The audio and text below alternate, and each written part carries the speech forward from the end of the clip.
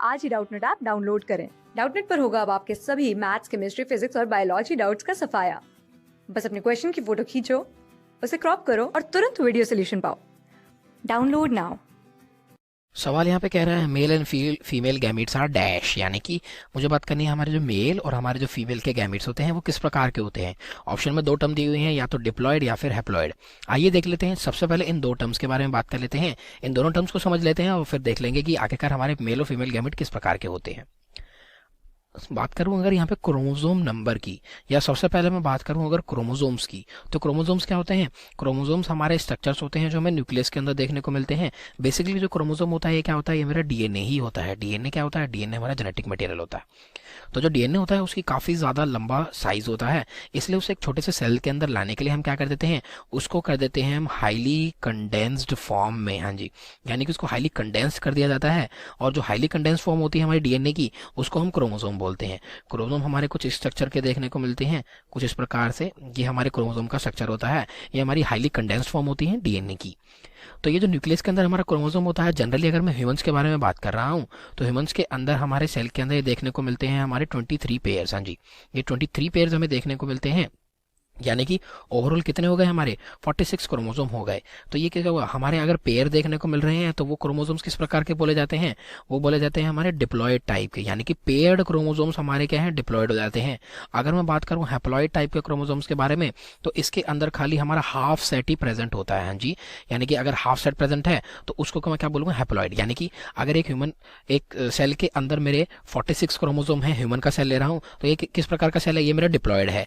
अगर मैं इसके अंदर 23 क्रोमोसोम्स ले रहा हूँ, 23 पेयर नहीं बोल रहा हूँ मैं, 23 क्रोमोसोम्स ले रहा हूँ, तो ये किस टाइप का हमारा है? ये हो जाता है मेरा हैप्लॉयड टाइप का स्ट्रक्चर। तो ये डिफरेंस होता है मेरा डिप्लॉयड और हैप्लॉयड टाइप में, यानी कि क्रोमोसोम नंबर का ही ये डिफरेंट होता है। यहाँ पे हमारे पेयर्ड क्रोमोसोम नंबर देखने को मिलते हैं और वहां पे हमें हाफ सेट देखने को मिलता है। ये तो मेरी बात होगी हैप्लॉयड और डिप्लॉयड टर्म की। मुझे बात करनी है मेल और फीमेल गैमेट की। उससे पहले बात कर लेता हूँ मेरे जो इंडिविजुअल होते हैं। अगर मैं ह्यूमंस के बारे में बात कर रहा हूँ, जो मेरे ह्यूमंस इंडिविजुअल होते हैं वो किस प्रकार के होते हैं? ये सारे ऑर्गेनिज्म मेरे होते हैं डिप्लॉयड। मैंने बताया क्यों होते हैं डिप्लॉयड, क्योंकि इनके अंदर 23 पेयर्स ऑफ क्रोमोसोम देखने को मिलते हैं।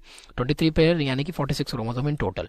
होता क्या है, अब ये सेक्सुअली रिप्रोड्यूस करते हैं। सेक्सुअल रिप्रोडक्शन में आपको पता है क्या देखने को मिलता है? हमें देखने को मिलता है हमारे मेल और फीमेल गैमीट की फ्यूजन, यानी कि हमारे जो फीमेल के गैमीट रिलीज हुए और जो मेरे मेल के गैमीट फ्यूज हुए, तो उसके बाद हमारा एक जाइगोट बनता है। और जाइगोट क्या बनता है? जाइगोट बनेगा मेरे एक नए इंडिविजुअल के अंदर, यानी कि नए ऑफस्प्रिंग के अंदर। तो अब जो ऑफस्प्रिंग है ये भी ह्यूमन का है, ये भी किस प्रकार का होना चाहिए? ये भी हमारा डिप्लॉयड होना चाहिए, यानी कि इसके अंदर कितने क्रोमोसोम होने चाहिए? इसके अंदर क्रोमोसोम्स होने चाहिए हमारे 46 क्रोमोसोम।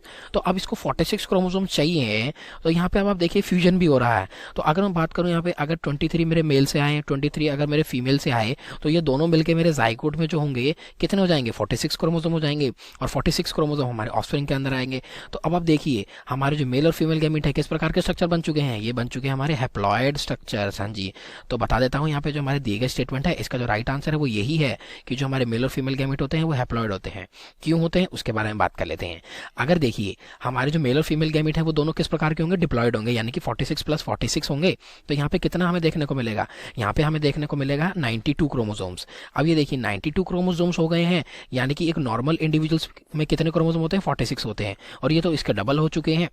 तो ऐसी कंडीशंस को हम बोलते हैं पॉलीपोलाइडी। हाँ जी, पॉलीपोलाइडी क्यों बोलते हैं? यानी कि क्रोमोसोम नंबर जो है वो बढ़ चुका है, यानी कि उससे ज्यादा है। तो ये जो कंडीशंस होती हैं ये हमारी डिसऑर्डर की होती हैं, यानी कि हमें कुछ ना कुछ डिसऑर्डर देखने को मिलता है उस ऑर्गेनिज्म के अंदर, या फिर कोई डिजीज या फिर कोई पर्टिकुलर चीजें, यानी कि उनका जो मेटाबॉलिज्म है, उनकी जो बॉडी का फंक्शन है वो डिस्टर्ब हो जाता है, वो नॉर्मल फंक्शन नहीं कर सकता है। इसलिए क्रोमोसोम नंबर को मेंटेन करने के लिए, अब आप देखिए यहाँ पे 92 बन गया, फिर इनके 92 क्रोमोसोम्स आगे जाके फ्यूज करेंगे तो ऐसे तो क्रोमोसोम नंबर बढ़ता ही जाएगा।